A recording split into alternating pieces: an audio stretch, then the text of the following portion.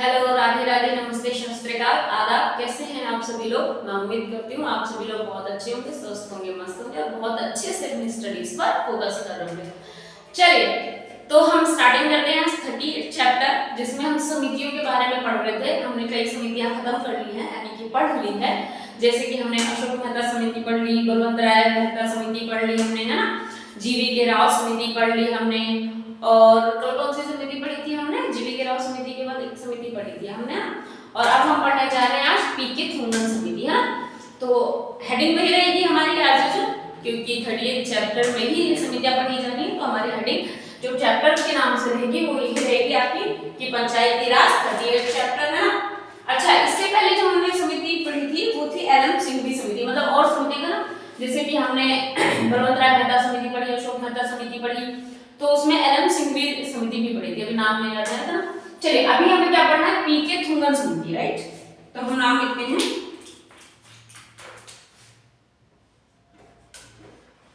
पीके, हिंदी में लिखना चाहिए था वैसे तो मुझे, ठीक है। पीके थुंगन समिति, पीके होगा, वहां वाले पीके की बात हो जाइएगा, वहां वाले पीके की बात नहीं कर रहे हैं, ना ही वो वाले पीके, है ना। पीके होगा, ऐसे कुछ डायलॉग था पीके मूवी में। लेट मी चेक, ये मेरे को बहुत लाइट दिख रहा है ना, बहुत लाइट आ रहा है। चलिए ऐसा करते हैं, इसको अलग कलर से लिखते हैं, दिख नहीं रहा है अच्छे से, है ना। पीके थुंगन समिति लिखते हैं, ब्लैक से लिख देते हैं, पी के थुंगन समिति। Is it okay? ठीक है। कौन सी समिति है? पीके थुंगन समिति की बात कर रहे हैं अभी फिलहाल हम, और इस रिगार्डिंग करेंगे कैसे क्या। हम सभी जानते हैं कि ये जो बात हो रही है सिर्फ पंचायती राज को ज्यादातर ध्यान में रख के हो रही है, उसी के रिगार्डिंग हो रही है ना। तो बेसिकली ये जो थुंगन समिति की स्थापना हुई थी, ये कब हुई थी? ये 1988 में हुई थी। रीजन क्या था? इसका कारण ये था कि उस समय जो प्रशासनिक और राजनीतिक व्यवस्था थी उसकी जांच करने के लिए ये समिति का गठन किया गया था, स्थापना की गई थी। इट वाज एस्टैब्लिश्ड इन 1988, 1988 में इसकी स्थापना हुई थी। किस पर्पस से हुई थी? तो राजनीतिक और प्रशासनिक व्यवस्था की जांच करने के लिए हुई थी, और किसकी अध्यक्षता में हुई थी? थुंगन जी की अध्यक्षता में हुई थी। So that it is called PK Thungon समिति, है, on the behalf of on the because क्या थे ये वहां के अध्यक्ष थे, है ना।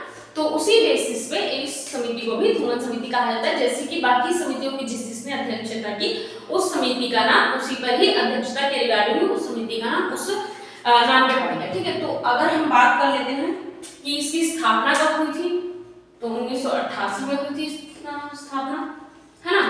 कैसे? ये थुंगन जी की अध्यक्षता में हुई थी, है ना, थुंगन की अध्यक्षता में हुई थी,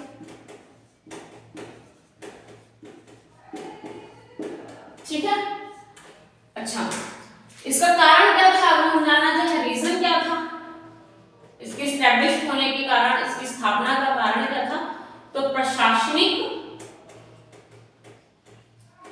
है ना, और राजनीतिक व्यवस्था की जांच करने के लिए। Is it okay? प्रशासनिक और राजनीतिक व्यवस्था की जांच करने के लिए।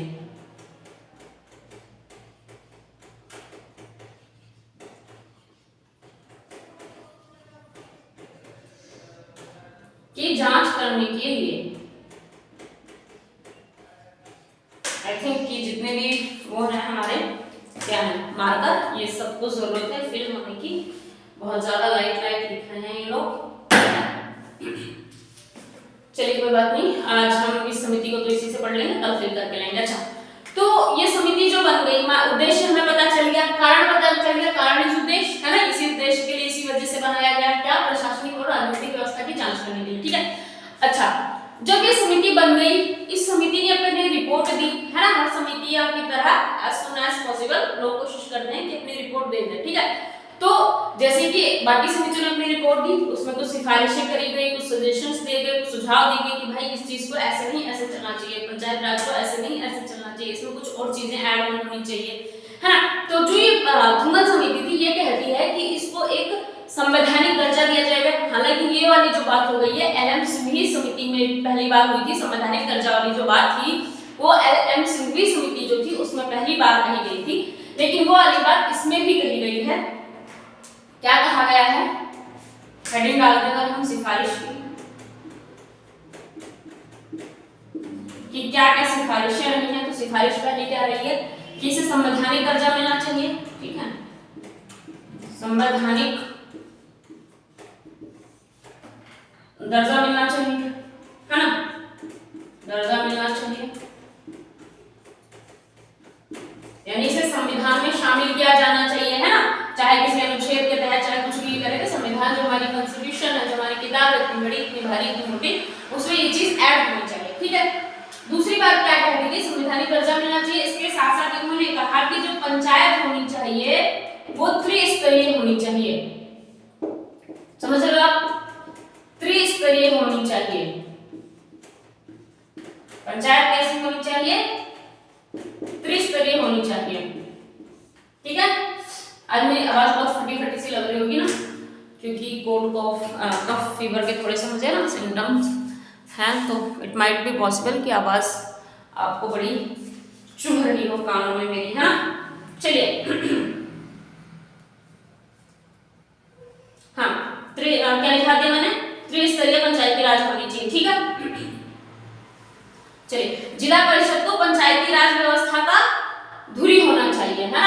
जो जिला परिषद हो वो क्या हो, पंचायती राज की ध्रुव हो, धुरी हो। धुरी मतलब क्या होता है, जिस चीज पे कोई चीज टिकी हुई हो, पृथ्वी अपनी धुरी पर टिकी हुई है ना, तो जिस चीज ने जिसको टिका रखा हो, तो पंचायती राज व्यवस्था को किसने टिका रखा है, उसी हिसाब से इसको धुरी बोल दिया गया है। ये तो पॉइंट आपने नोट कर लिया। कोई दिक्कत नहीं, मैं सामने आ जाता है तो मुझे लगता है कि थोड़ी दिक्कत होती है, लेकिन मैं इधर जाया करूं लिखने तो इधर वाला लिख लिया करो, जब मैं इधर आया करूं तो इधर वाला लिख लिया करो, ठीक है। तो वहां पर चलिए तीसरा पॉइंट लिख लिया होगा इतना जल्दी आप लोगों ने, तो हाँ क्या बोला कि धुरी किसको बोला गया, जिला परिषद को पंचायत राज की धुरी बोला गया, ठीक है।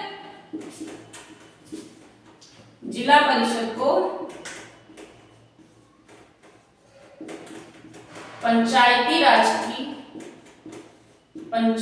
राज सारे ही आपके जो मार्कर है खत्म होने की कगार पर, बिल्कुल पंचायती राज की धुरी कहा गया इस समिति को, तो इसी मार्कर से लिखेंगे, ठीक है।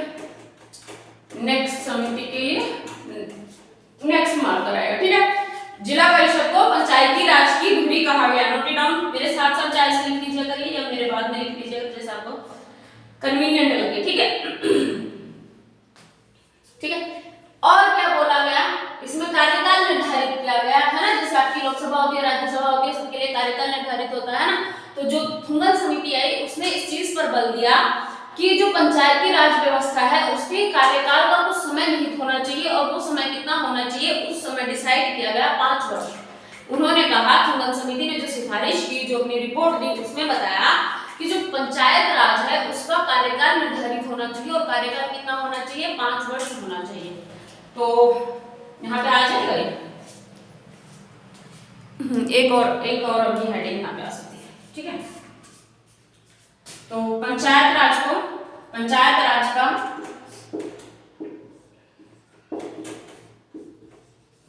कार्यकाल निर्धारित होना चाहिए, ठीक है।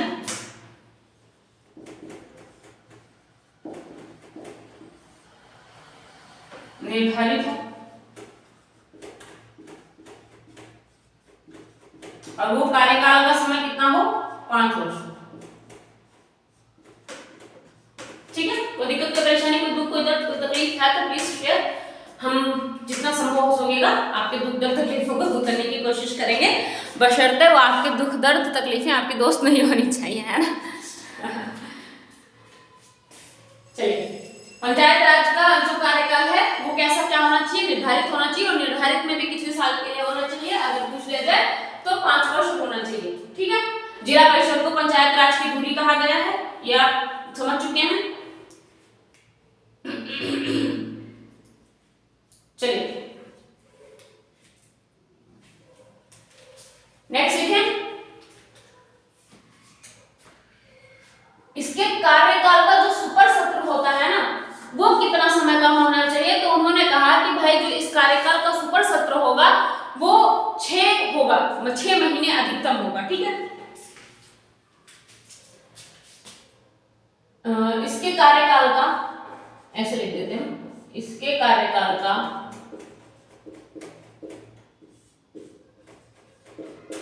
सुपर सत्र है ना, अधिकतम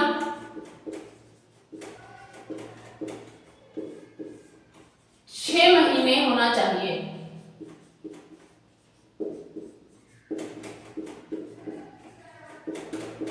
इज इट ओके? कितना होना चाहिए? 6 महीना होना चाहिए। निर्धारित जो कार्यकाल है वो कितना होना चाहिए? वो 6 वर्ष होना चाहिए। और जो सुपर सत्र है वो कितना होना चाहिए? वो अधिकतम 6 महीना होना चाहिए, ठीक है।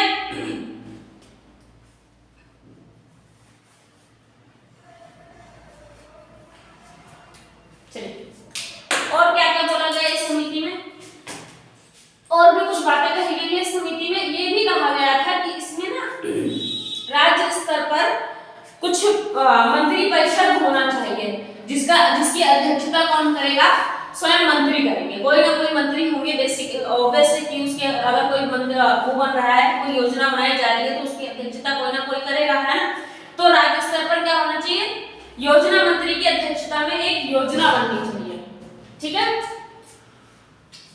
रुको, लिखती हूँ, फिर समझाती हूँ आपको। मुझे लग रहा है तो समझ नहीं आया होगा, शब्दों का थोड़ा हेरफेर हो गया है ना। देखिए, राज्य स्तर पर योजना मंत्री की अध्यक्षता में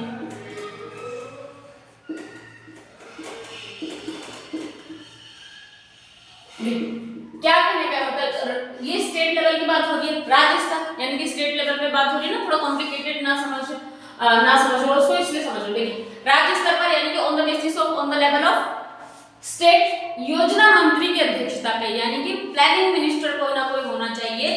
योजना की जो योजना मंत्री की अध्यक्षता में, है ना, प्लानिंग जो मिनिस्टर हो वो उसकी अध्यक्षता में, यानी कि उसका अध्यक्ष कौन होना चाहिए? उसका अध्यक्ष योजना का जो भी योजना होगी, जिस बिहार पे योजना होगी, जिस टॉपिक पर योजना होगी, जिस मुद्दे को लेकर योजना बनी होगी, उसका कोई ना कोई अध्यक्षता करेगा, ऑब्वियस बात है ना। तो राज्य स्तर पर क्या होना चाहिए? योजना मंत्री की अध्यक्षता में एक कोई भी योजना का निर्माण हो, वो योजना चले, उस योजना का क्रियान्वयन किया जाए। पर ऐसी योजनाएं चलती रहनी चाहिए। कहाँ पे हो रही, किस बेसिस पे? राज्य स्तर पर बात हो रही है, राज्य लेवल पे हो रही है, ग्राउंड लेवल पे नहीं कर रहे हैं, ये स्टेट लेवल पे बात कर रहे हैं, ठीक है। तो राज्य स्तर पर योजना मंत्री की अध्यक्षता में, सारे मार्कर आज ही बोलेंगे, योजना निर्माण होना चाहिए, है ना।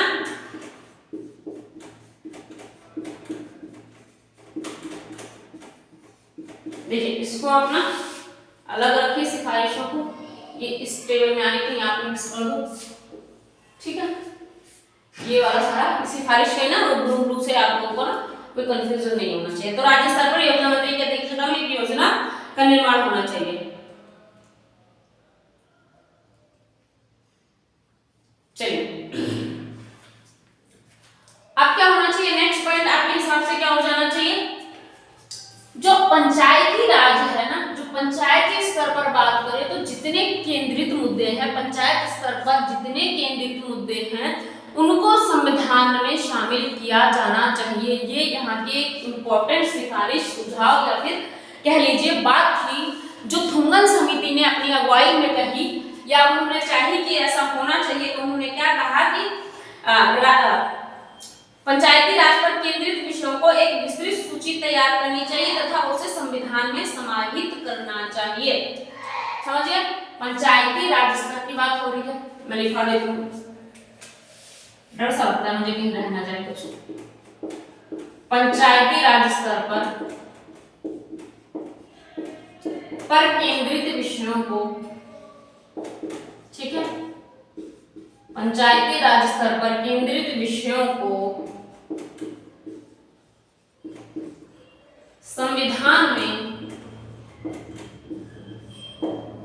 संविधान में समाहित किया जाना चाहिए, ठीक है।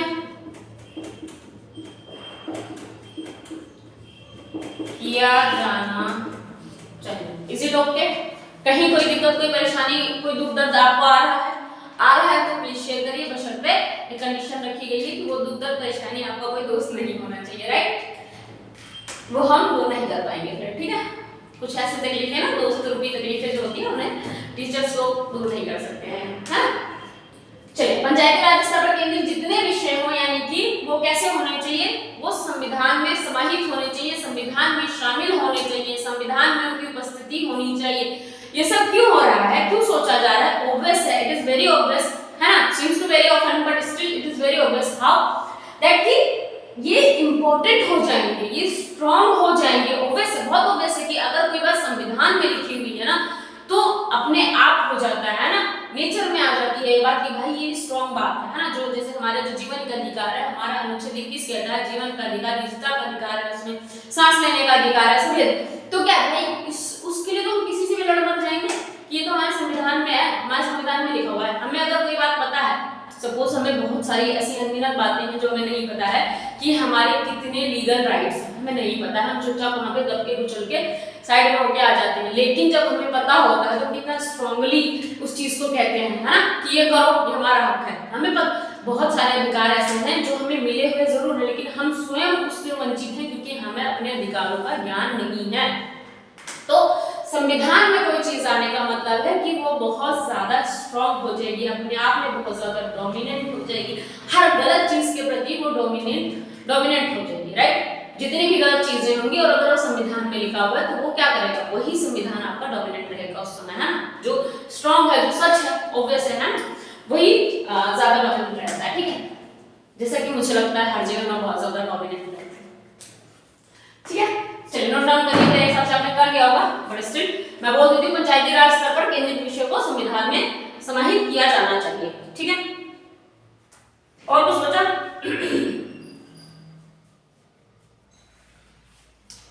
और इसमें एक और बात की गई थी जो और भी कई जगह बाकी समितियों में भी आरक्षण की बात की गई है ना, अनुसूचित जाति और अनुसूचित जनजाति महिलाओं के आरक्षण के लिए बात की गई।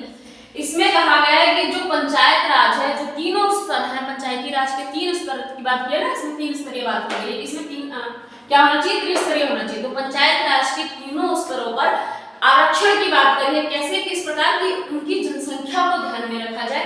तीनों स्तर हो गए वो, है ना, पंचायती राज को 3 स्तरों में विभाजित कर दिया गया। फिर वो जो तीनों स्तर में जनसंख्या का देखा जाए, क्या जनसंख्या का कितना हिस्सा बैठ रहा है, उस हिसाब से वहां पे आरक्षण दिया जाए और महिलाओं को भी आरक्षण दिया जाए, ठीक है। तो पंचायती राज के तीनों स्तरों पर ऐसा नहीं कि सिर्फ किसी एक स्तर पर दे दिया जाए आरक्षण, ठीक है। पंचायती राज के तीनों स्तरों पर, मैं बोलती रहती हूँ, थोड़ा ये लाइट लाइट से दिख रहा है, शायद आपको विजिबिलिटी में दिक्कत है क्योंकि इसकी इंक खत्म हो रही है मेरे हिसाब से, ठीक है। पंचायती राज के तीनों स्तरों पर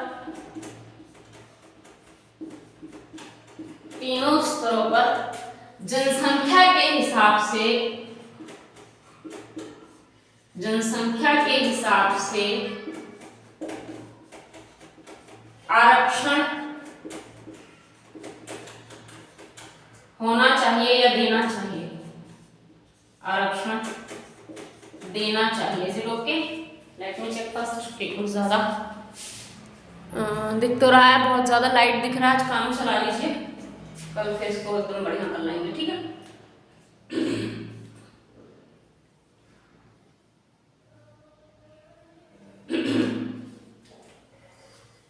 चलिए, और एक बात कही गई है कि हर राज्य में एक वित्त आयोग होना चाहिए, है ना, यानी कि एक ऐसा आयोग होना चाहिए जो किससे जुड़ा हो, जिसमें कैसे मामले हो, वित्त आयोग, वित्त यानी कि फाइनेंस, फाइनेंस यानी कि पैसा, है ना।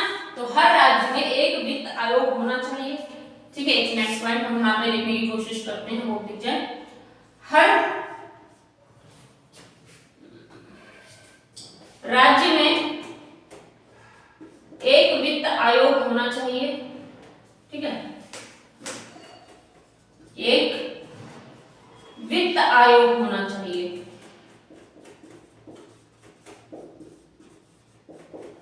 अगर दिख नहीं रहा तो मेरे बोलने से लिख लीजिए, हर राज्य में एक वित्त आयोग होना चाहिए, यानी कि फाइनेंस जुड़ी हुई बातें होंगी उसमें ओवैसे पैसे से सारा जो होगा वो वहाँ पे एक ऐसा कमीशन, एक ऐसा आयोग जरूर बनाया जाना चाहिए जहाँ पे किसकी बातें हो सके, जो वित्त से रिलेटेड हो, जो फाइनेंस से रिलेटेड हो, जो पैसे से रिलेटेड हो, कि कहाँ पे कितना खर्चा करना है, कहाँ पे कितना योगदान पैसे के हिसाब, पैसे के मामले में होगा, किस क्षेत्र पर कितना योगदान पैसे का होगा, वित्त का होगा, ये चीज कहाँ पे होनी चाहिए। एक वित्त आयोग होगा, वो डिसाइड करेगा, वो सोचेगा, समझेगा, विचार करेगा और खर्च करेगा। ठीक है। अच्छा, एक और बात बोली है कि जिला स्तर पर अगर बात की जाए तो वहां का प्रमुख कौन होगा, आपका कलेक्टर होगा। यानी कि जिला परिषद का अगर नहीं दिख रहा है तो मेरे बोलने से लिखिए, जिला परिषद का हेडिंग में डालिए, मतलब लिखिए जिला परिषद का मुख्य कार्यकारी अधिकारी, जिला परिषद का मुख्य कार्यकारी अधिकारी। ठीक है, कौन होगा भाई, जिला परिषद का मुख्य कार्यकारी अधिकारी कौन होगा, जिले का कलेक्टर होगा। जिले का कलेक्टर यानी कि आप, जो आप बनने जा रहे हैं। ठीक है भाई, जिला परिषद का मुख्य कार्यकारी अधिकारी कौन होगा, आप लोग, डीएम साहब, डिस्ट्रिक्ट मैजिस्ट्रेट, कलेक्टर साहब, somewhere it is called DM, somewhere it is called collector साहब, राइट। चलिए, तो मैं उम्मीद करती हूँ कि आपको चैप्टर अच्छे से समझ आ गया होगा। And be sincere, just revise your syllabus. We need multiple types of revision, as we all know. So we should revise. We must have to revise, and just all the very best. Thank you. एक और बात, खुश रहिए, मजे करिए, लेकिन ध्यान रखें कि किसी व्यक्ति, किसी जानवर की किसी भी प्रकार की दुख, पीड़ा, दर्द की वजह आप कहीं से एक तरफ नहीं। चलो, बाय बाय।